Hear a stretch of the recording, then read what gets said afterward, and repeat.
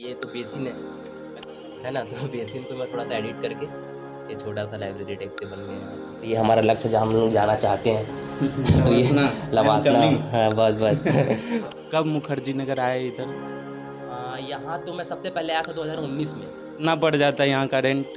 यहाँ का रेंट जहाँ भी हम लोग यहाँ जो करेंट है उसका पड़ जाता है समथिंग 4800 रुपये। कोचिंग मेरा दृष्टि में है। तो कितने घंटे आप पढ़ाई लिखाई कर लेते हो? पढ़ाई लिखाई मैं वही 8 से 9 घंटे। कितनी बार आप एग्जाम दे चुके हो? मैं 4 बार यूपीएससी प्रीलिम दे चुका हूँ। 4 बार?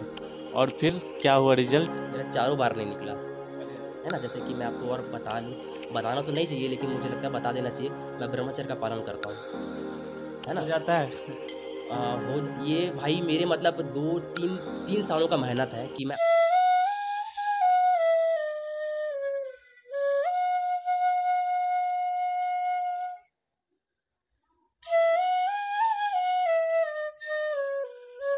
हेलो नमस्कार दोस्तों, स्वागत है आप सभी का हमारे यूट्यूब चैनल पर। मैं हूं रुपेश कुमार और आज मैं मौजूद हूं मुखर्जी नगर के गोपालपुर इलाके के एक रूम में। और यह रूम है एक एस्पिरेंट का जो कि यूपीएससी की तैयारी करते हैं। तो आज मैं आपको दिखाऊंगा इस वीडियो में कि यूपीएससी की तैयारी एक एस्पिरेंट कैसे करता है। आप सभी उत्सुक होंगे जानने के लिए कि यूपीएससी जो कि भारत का सबसे बड़ा एग्ज़ाम है उसकी तैयारी कैसे होती है। तो मैं आपको आज अपने चैनल के माध्यम से यही दिखाने की कोशिश करूंगा। हेलो भैया, कैसे हो आप? भाई बढ़िया है। ये आपका स्टडी कक्ष है? हाँ? यही मैं यहीं पढ़ता हूँ। मैं यही मेरा लाइब्रेरी है छोटा। अच्छा, जी जी। तो एक ही रूम में मिनी लाइब्रेरी भी आप बना चुके हो? हाँ? हाँ, क्योंकि हम लोग 2 लोग रहते हैं ना। हम्म। तो उनका मतलब रूम है वहाँ पर है उनका। मैं पढ़ने का फिर मेरे को लगा कहाँ पढ़ूँ मैं, फिर मैं इनको ही बना दिया क्योंकि ये तो बेसिन अच्छा, है ना। तो बेसिन को मैं थोड़ा सा एडिट करके ये छोटा सा लाइब्रेरी टाइप से बन गया है यहाँ पे। ये भी एक मतलब क्रिएटिविटी भी है कि हाँ बेसिन में वही, ही लाइब्रेरी बना दो। हाँ? सीमित संसाधनों में जितना ज़्यादा अपन प्रोडक्टिविटी हो जाए वही बस हम्म। रहता है हम लोग का। यहाँ बड़ा रूम नहीं मिलता क्या मुखर्जी नगर में जो आप बेसिन को लाइब्रेरी बनाकर पढ़ रहे हो? नहीं, बड़ा रूम भी मिल सकता है, ऐसा नहीं है, लेकिन वही एक और ज़्यादा लगता है आपको। तो ये देखो, ये बांसुरी भी है। ये बांसुरी क्या करते हो आप?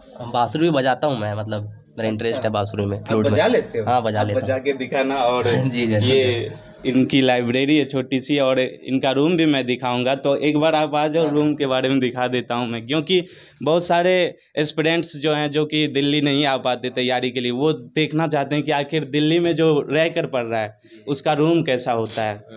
तो तो यही बेसिक है, जैसे कि वो है ना वर्ल्ड मैप हो गया है ना, इंडियन ज्योग्राफी का मैप हो गया। और जो हमारे जो शॉर्ट नोट्स हैं जो हम भूल जाते हैं बार बार, उसको हम चिपका देते हैं ऐसा बना के, है ना। और जो रिवर है, डैम है, ये सब चीज़ें मतलब एक बार देख ले तो वो क्या हो जाता है, वो माइंड में फिर फिक्स हो जाता है। जैसे कि ये संविधान संशोधन जैसे चार्ट है, ये पॉलिटी का हो गया, ये भी पॉलिटी का हो गया। अच्छा, तो इस प्रकार से क्या है, ये थोड़ा पढ़ाई में क्रिएटिविटी ला देता है, मतलब ईजी हो जाता है चीज़ें। ये भी वर्ल्ड ज्योग्राफी का मैप है छोटा सा। और ये हमारा लक्ष्य जहाँ हम लोग जाना चाहते हैं। तो ये लवासना। हाँ, बस बस।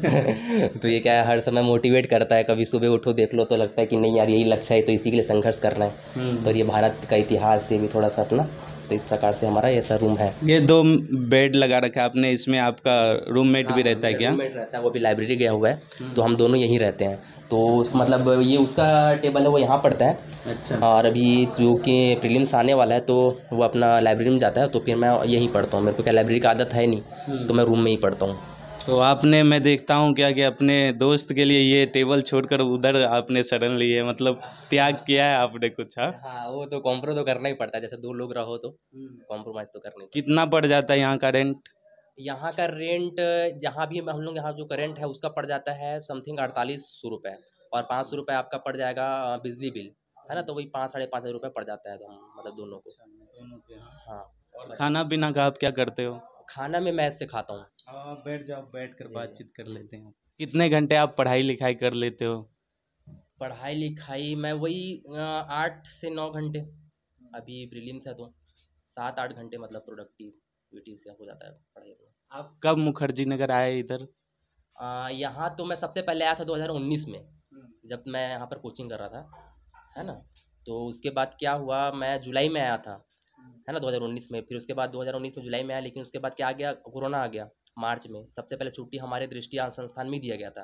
अच्छा, आप कोचिंग दृष्टि में लिए हो? जी जी, कोचिंग मेरा दृष्टि में है। तो फिर होली के बाद याद है मेरे को 18 मार्च को नहीं 13 मार्च को समथिंग मैं यहाँ से चले गया था। 6-7 महीने का जो भी मेरा कोर्स हुआ था, तो मेरे को एक बेसिक समझ में आ गया था कि क्या पढ़ना है, कैसे पढ़ना है। उसके बाद जो मैंने आधा जो मेरा कोर्स है, वो अपने गाँव से ही मैंने प्रिपरेशन किया ऑनलाइन। उसके बाद अभी 2-3 महीना हुआ है, फिर मैं मतलब यहाँ आया हूँ प्रीलिम्स के। कितनी बार आप एग्ज़ाम दे चुके हो? मैं 4 बार यूपीएससी प्रीलिम दे चुका हूँ। 4 बार? जी। और फिर क्या हुआ रिज़ल्ट? मेरा चारों बार नहीं निकला। अरे, अरे! जी। ये कैसे मतलब कैसे हो गया? पहली बार तो ऐसे ही दे दिया था मैं, उसको तो मैं नहीं मानता वो अटेम्प्ट, लेकिन यूपीएससी तो मानती है। उसके बाद 3 अटेम्प्ट में कहीं मेरा सीसेट में रुक जाता था कभी, कभी जीएस में कम नंबर आ जाते थे, कभी मेरी बहन का शादी हो गया तो मैं वहाँ बिज़ी हो गया, तो ऐसा कुछ आता रहा। और कहा जाए तो असफलता केवल यही सिद्ध करती है कि सफलता का प्रयास पूरे मन से नहीं किया गया। तो मैं चारों अटेम्प्ट का मैं मानता हूँ कि वो मेरी ही कहीं कहीं न कहीं गलती थी, और उस चारों अटेम्प्ट से मैंने सीखा है, और ये प्रयास निरंतर जारी है। और मुझे लगता है कि निश्चित ही इस बार नहीं तो कभी मतलब प्रिलिम्स तो निकलेगा ही, इतना मेरे को विश्वास है। आपने 4 बार प्री का एग्ज़ाम दिया, तो आपको क्या लगता है कहाँ पर आपसे चूक हुई? जो कि हमारे कई व्यूवर्स देख रहे होंगे, वो यूपीएससी की भी तैयारी करते होंगे, तो उन्हें कुछ पता लगे कि कहाँ गलती हो जाती है जो प्री भी नहीं निकलता? और यूपीएससी प्रीलिम्स ना होने का मुझे लगता है कि यूपीएससी प्रीलिम्स का एक एल्गोरिदम है ना? आप किसी भी एग्ज़ाम को देख लीजिए, किसी भी क्वेश्चन पेपर को देख लीजिए और यूपीएससी क्वेश्चन पेपर देख लीजिए। उसका जो क्वेश्चन है, आपको कहीं वैसा क्वेश्चन पेपर नहीं मिलेगा।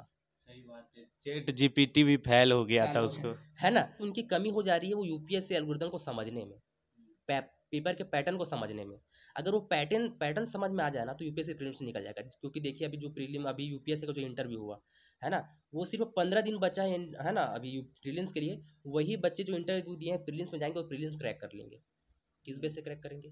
उसी एल्गोरिदम के बेस से क्रैक करेंगे, क्योंकि उनको पता है कि यूपीएससी कहाँ पर पूछता है, कहाँ पर फँसाता है, कितने क्वेश्चन अटेम्प्ट करना है। मेरे 4 बार नहीं निकलने का मेरे को ये भी लगता था कि मेरा एक मतलब कि स्टेरियोटाइप मेरा में एक माइंड थॉट हो गया था कि मेरे को 85 ही क्वेश्चन करना है, या मेरे को 90 क्वेश्चन ही करना है।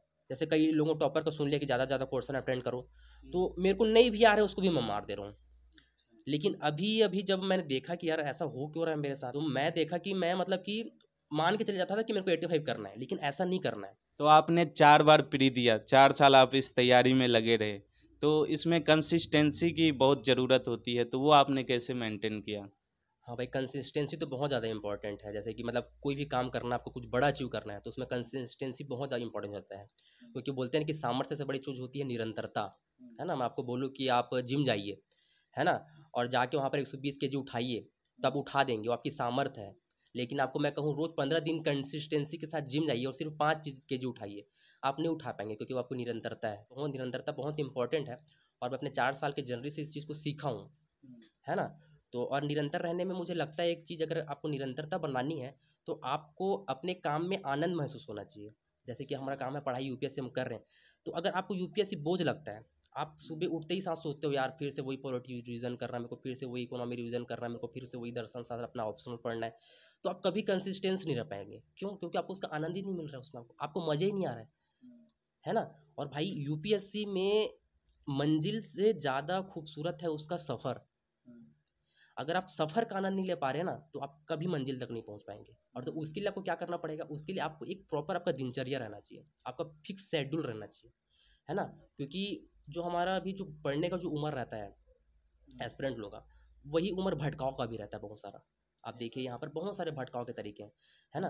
लेकिन अगर भटक जाएँगे, तो आप कंसिस्टेंस नहीं रह पाएँगे।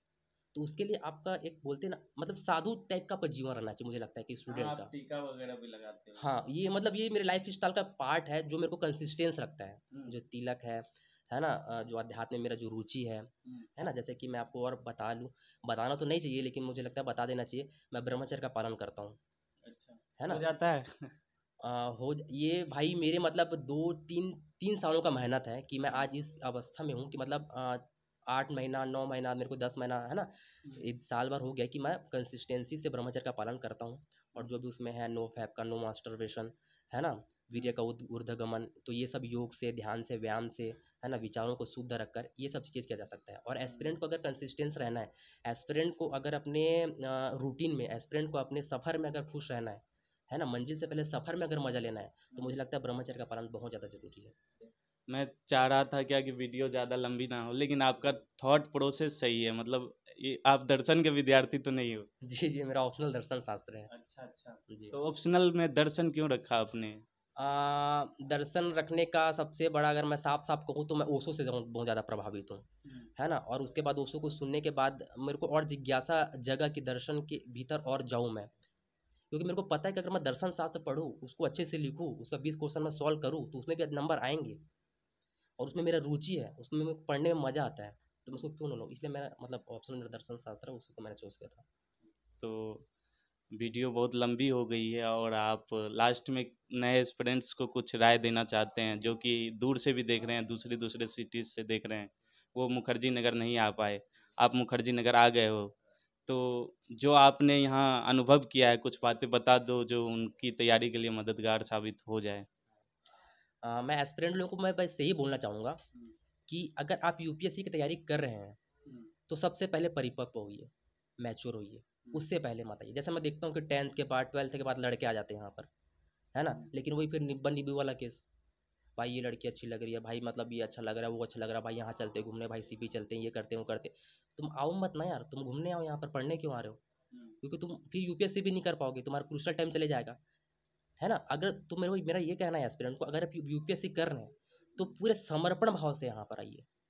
समर्पण भाव इन द सेंस कि आपको सिर्फ यूपीएससी करना है, आपको सिर्फ अपने आप को टाइम देना है ना? और आपको एज अ ब्रह्मचर्य ऐसा साधु लाइफ जीना है ना? उसके बाद आपको कोई डिस्ट्रैक्शन नहीं होना चाहिए कि भाई ऐसा हो गया, वैसा हो गया, लाइफ में क्या चल रहा है, दुनियादारी में क्या चल रहा है, मेरे को कोई ने ये बोल दिया। आपको ये प्रभाव नहीं पड़ना चाहिए। आपका एक व्यक्तित्व मतलब एस्पिरेंट एस्पिरेंट अगर कोई है, तो मेरे को लगता है कि उसका एक रिस्पॉन्सिबिलिटी बनता है समाज के लिए कि वो एज ए एस्पिरेंट रहे। ऐसा उसका ज़िम्मेदारी बनता है। अगर तुम एस्पिरेंट हो, अगर तुम यूपीएससी की तैयारी कर रहे हो, तो लगना चाहिए कि नहीं भाई ये मतलब एक नॉर्मल बंदे से अलग है। यूपीएससी का प्रिपरेशन कर रहा है ना? और अगर जो बच्चे गाँव में हैं, जो नहीं आ पा रहे हैं, कहीं भी हैं, आज तो भाई इंटरनेट का इतना डाइवर्सिफ़िकेशन हो गया है ना? मुझे लगता है कि पढ़ा जा सकता है, गाँव में भी रह के किया जा सकता है। मैं कोरोना के बाद मैं गाँव में ही पढ़ रहा था। मेरा ब बहुत अच्छा से पढ़े हो और मुझे लगता है तो गाँव में सबसे बेहतर पढ़ाई होता है ना? लेकिन वो कि आपका एक फाउंडेशन तैयार हो जाना चाहिए, है ना? कि आपको आ जाना चाहिए कहाँ पढ़ना है, कितना पढ़ना है। गाँव में भी रह के पढ़ा जा सकता है, बस वही कंसिस्टेंस रहिए, भटकाव से दूर रहिए, सात्विक जीवन जिए। ज़्यादा भोग विलासिता में मत रहिए, जब तक आप प्रिपरेशन कर रहे हैं तब तक। सही बात आपने कही कि आप गांव में हो या फिर मुखर्जी नगर में हो, बात सेम ही पड़ जाती है। मेन बात है क्या कि आपकी माइंड सेट क्या है कि आप क्या सोचते हो। आप गांव में हो, आप सोचते हो क्या कि मैं तो गांव में हूं तभी यूपीएससी नहीं निकल रहा है, तो ऐसा नहीं है। भाई ने बताया कि दोनों जगह वही है, पढ़ना आपको ही है। तो लास्ट में मैंने वहाँ आपको लाइब्रेरी जो थी इनकी बनाई हुई बेसिन में तो वहाँ मैंने आपसे बात की थी बांसुरी पे, तो बांसुरी आप बजाते हो क्या? हाँ, मतलब तो कि बाँसुरी का मेरे मतलब इंटरेस्ट है मेरे को, पर अभी बहुत दिन हो गया बजा नहीं रहा हूँ, फिर मैं ट्राई करता हूँ। अच्छा, जी। तो इससे ज़्यादा अच्छा अंत क्या हो सकता है इस वीडियो का? तो